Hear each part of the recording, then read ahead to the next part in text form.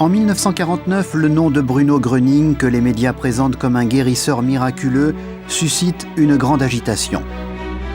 Des milliers de gens vont à sa rencontre dans différentes villes d'Allemagne.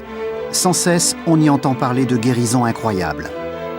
Même des malades jugés incurables ne jurent que par sa force de guérison.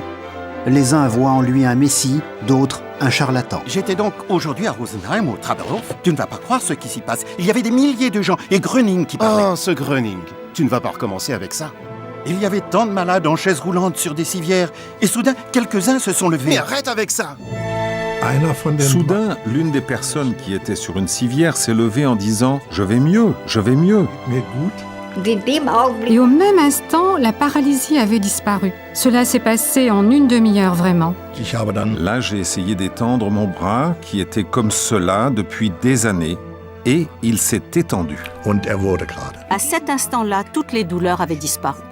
C'était justement quelque chose de tout à fait différent, que je n'avais jamais vu auparavant et que je ne pouvais pas classifier. Bientôt, le corps médical réagit, adoptant une position plus que sceptique envers ce phénomène. À la suite de cela, Gröning est frappé d'interdiction de guérir. Malgré l'interdiction, sans cesse de nouvelles personnes cherchant de l'aide arrivaient de loin. La pression de ces gens vivant dans une profonde détresse physique et psychique se faisait de plus en plus forte sur les autorités. Gröning est effectivement accusé d'avoir effectué des guérisons sans autorisation et d'avoir ainsi transgressé la loi relative aux Heilpraktiker. Les informations se bousculent quand on apprend qu'on va lui intenter un procès.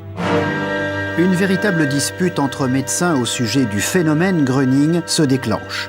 On ne sait comment classer les événements. Gröning insiste toujours sur le fait que Dieu est le plus grand médecin et qu'il n'y a rien d'incurable. Ce qui compte pour lui, c'est le commandement d'amour du prochain et le fait d'écouter non les hommes, mais Dieu seul.